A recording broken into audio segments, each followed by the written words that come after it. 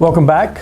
Thank you for joining us on this Thursday for our continued conversation around the Sermon on the Mount as we continue our journey through the Gospel of Matthew. So, Paul, as we take a look at what Jesus says today, he really doesn't pull any punches. And this idea of how we look at other people. Do we look at them for our own benefit, or do we look at them in ways that we can be of benefit to them? That's kind of at the heart of this, at least in one way to read it, as Jesus talks about not just you shouldn't commit adultery. I think we most know that. He's saying you shouldn't lust after others. So as we read this passage, I do want you to keep in mind that this whole idea of egalitarian marriage is something that's pretty new and only really exists in Western culture, that two people, man and woman, are equal, equal standing and all of that. That's never been thought of much in the world. There's always been the fact that the male has always had some sense of superiority over the females, that they were the standard bearer in marriage. Whatever made them happy, that's what the woman was supposed to do.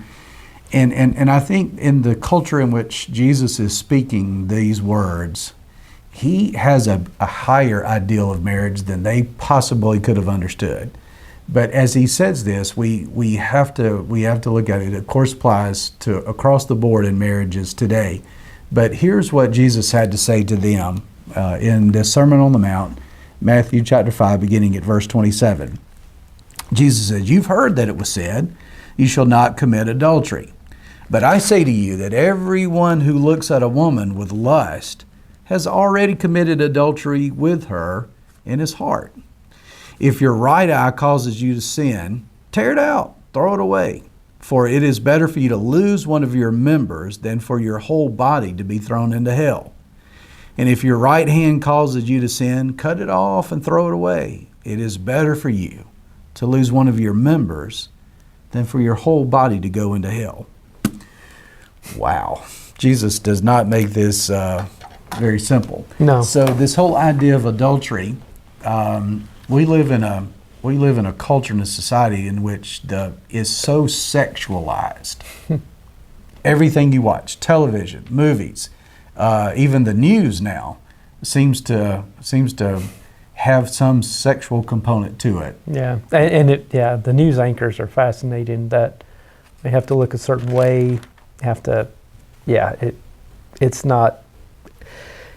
I don't even know where to begin. And also the availability of sexual images online, pornography.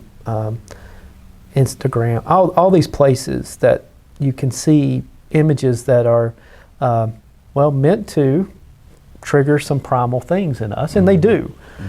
So the idea of looking at someone and lusting after them, Jesus is like, hey, guess what? Same thing with anger, right? Murder. You shouldn't murder. Well, you shouldn't commit adultery. You know that, but here's what I'm telling you. Don't even lust after someone.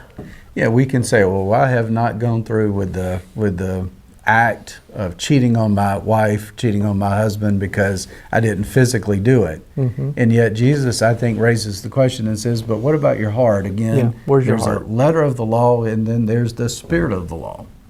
Well, and part of this, later on, Jesus said, where your heart, where your treasure, what's in your heart, where your treasure is, that's where your heart will be. And if you're treasuring some of this stuff, your heart's going to be in the wrong place. Yeah.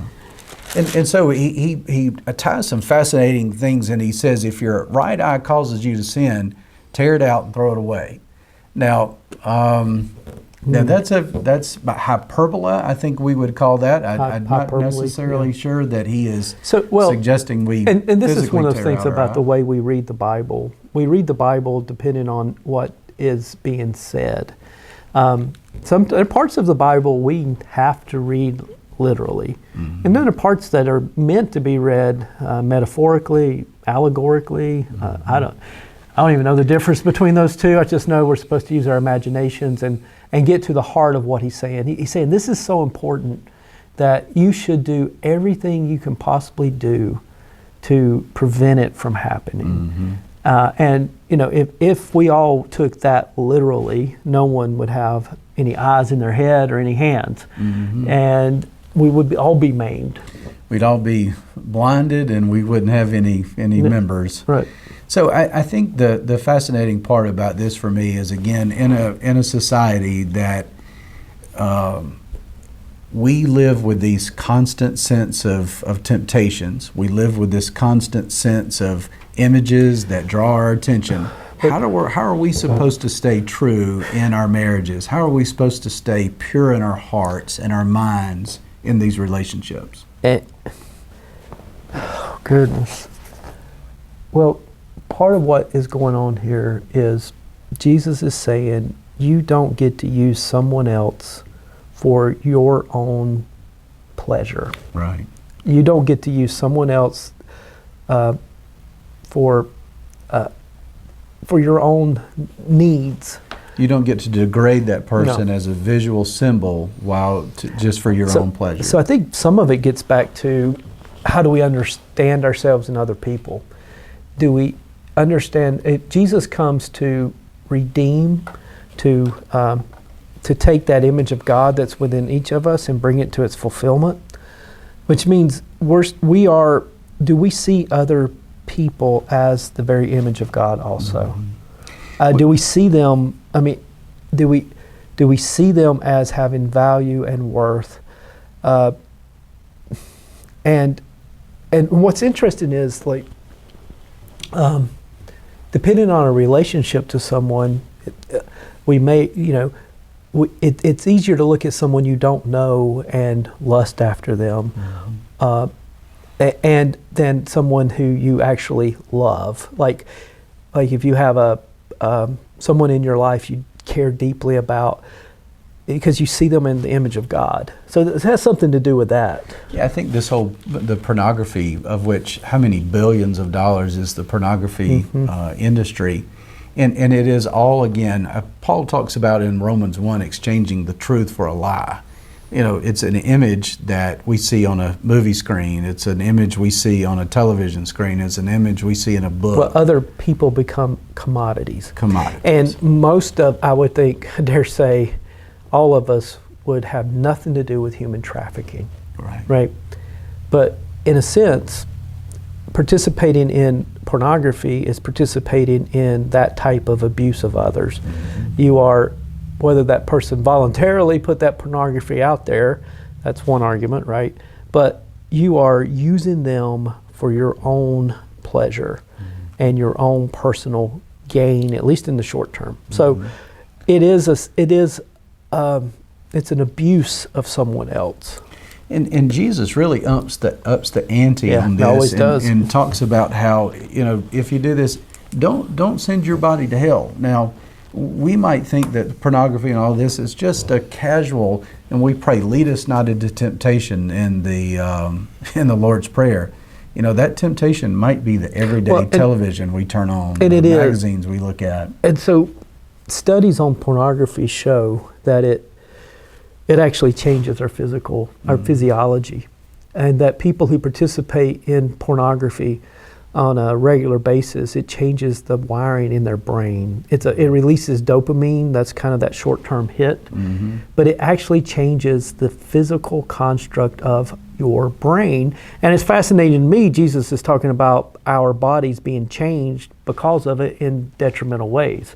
Maybe Jesus is a lot smarter than people give him credit for. Well, he is speaking the truth of God, and he knows the human condition, and he knows what we face, and we will face these trials. Right, and it is a type of drug, because what addiction folks tell us about pornography in particular is it's the same as it's similar to heroin and things like that, because you have to keep up in the ante.